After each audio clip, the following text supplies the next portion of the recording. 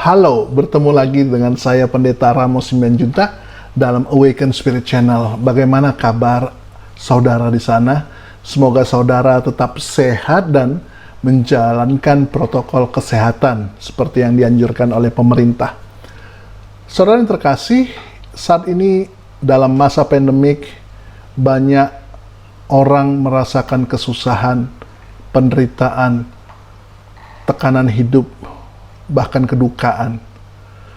Dan ya, saya pikir di antara kita juga mengalami hal yang sama. Dan menurut saya, hal yang paling dicari orang pada saat sekarang itu adalah bagaimana bisa bahagia. Oleh sebab itu, saudara yang terkasih dalam nama Tuhan Yesus, saya mengajak kita semua belajar firman Tuhan yang terambil di dalam Mazmur 1 ayat 1 sampai dengan 6. Semua ayat akan tercantum di layar laptop atau HP saudara. Saya akan membacakan ayatnya, dimulai dari ayat 1. Berbahagialah orang yang tidak berjalan menurut nasihat orang fasik, yang tidak berdiri di jalan orang berdosa, dan yang tidak duduk dalam kumpulan pencemooh. Ya, saudara yang terkasih, jadi Mazmur ini menyebutkan bahwa untuk mendapatkan kebahagiaan itu, pertama kita harus menjadi orang yang tidak melibatkan diri dalam berbagai kejahatan, ya, dan kita tidak menjadi bagian dari para pelaku kejahatan, dan kita tidak bergaul dengan para pelaku kejahatan tersebut.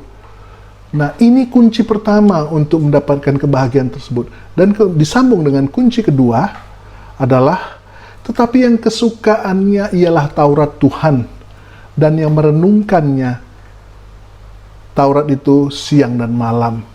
Nah, berarti apa? Kunci kedua tidak hanya membuat kita jauh dari perlakuan kejahatan atau dosa, tetapi kita harus juga menyukai firman Tuhan dan merenungkan serta melakukannya. Dan selanjutnya, ayat selanjutnya menunjukkan bagaimana Tuhan menggambarkan orang yang berbahagia itu seperti apa. Saya akan membacakannya bagi kita. Ia seperti pohon yang ditanam di tepi aliran air, yang menghasilkan buahnya pada musimnya dan yang tidak layu daunnya. Apa saja yang diperbuatnya berhasil. Ya, digambarkan seperti pohon yang ditanam di tepi aliran air. Artinya apa, saudara? Orang yang berbahagia itu seperti pohon, ya, yang mendapat banyak air. Walaupun pohon tersebut menghadapi berbagai musim, termasuk musim kering atau musim panas dan lain sebagainya, tetapi dia tetap bisa bertahan dan daunnya tidak layu. Karena apa? Dia mendapat support atau dukungan atau sumber hidup dari air itu. Nah, seperti itulah gambaran orang yang berbahagia. Artinya orang yang berbahagia di hadapan Tuhan ketika dia sudah menjalankan kunci pertama, yaitu menjauhkan diri kejahatan, kemudian dia juga menyenangi firman Tuhan, maka dia akan menjadi orang yang mendapatkan dukungan sepenuhnya dari Tuhan. Ya, inilah orang yang berbahagia. Walaupun dia menghadapi kesulitan, tetapi dia pada akhirnya mendapatkan apa yang memang menjadi haknya. Satu contoh, beberapa puluh tahun yang lalu saya melihat satu kesaksian ibu. Ketika itu dia menceritakan bahwa dia menikah dengan lelaki yang dicintainya.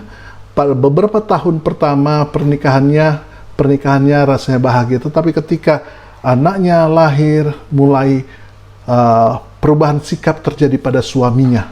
Yaitu apa? Suaminya selalu mabuk-mabukan. Sehingga setiap kali atau sering sekali ketika pulang malam dalam kondisi mabuk, suami sering sekali akhirnya memukuli istrinya ini.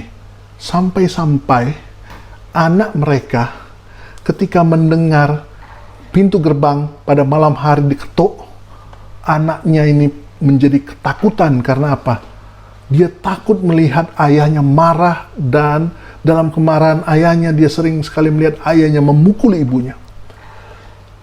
Dan ibu ini dalam kesaksiannya mengatakan dia terus mencoba bertahan karena dia tahu bahwa pernikahan Kristen itu tidak bisa terpisah, ya, tidak bisa bercerai kalau tidak karena maut. Tapi penderitaan itu, bayangkan tiap hari Anda mendapat pukulan, Anda menjadi ibaratnya sansak tinju. Bagaimana perasaan Anda?